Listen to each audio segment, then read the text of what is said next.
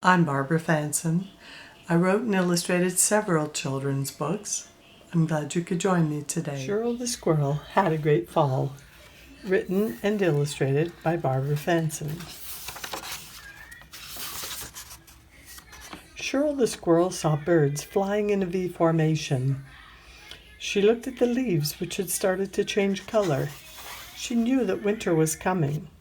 She was waiting for her friend, Foxy, but she's late. Shirl was getting worried. I guess she's not coming, Shirl thought sadly as she walked down the maple tree. I hope she's okay. Meanwhile, Foxy is in the oak tree waiting for Shirl to come.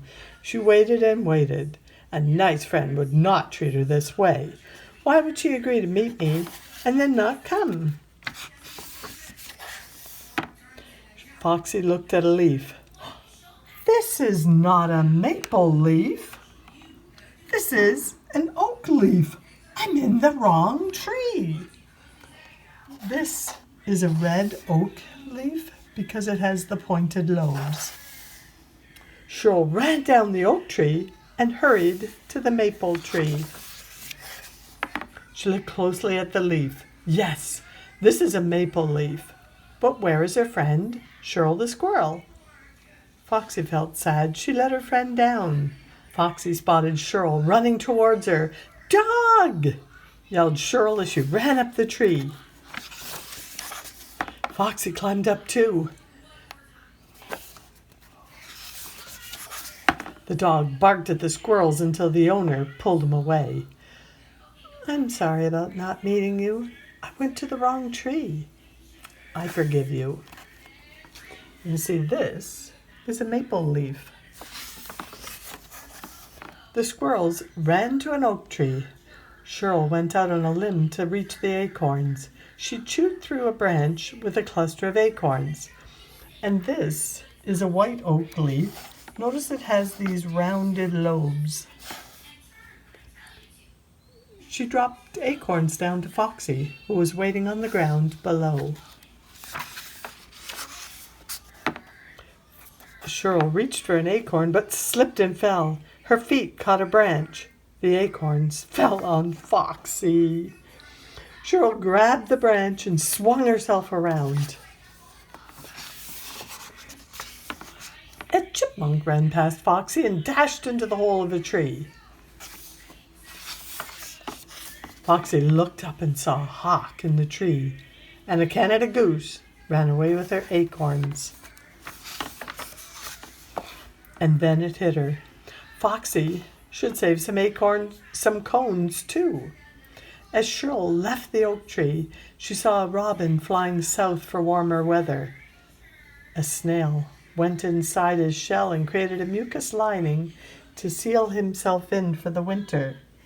You'll notice here the snail is out, but on the next page, the snail has gone into his shell for the winter. Shirl and Foxy went to the coniferous trees with cones. They will save the cones because there are tasty seeds inside. Shirl saw a frog in the pond. He will swim to the bottom and crawl into the mud. But Foxy didn't see the pond. Splash! Foxy got out of the pond and they ran to the coniferous trees.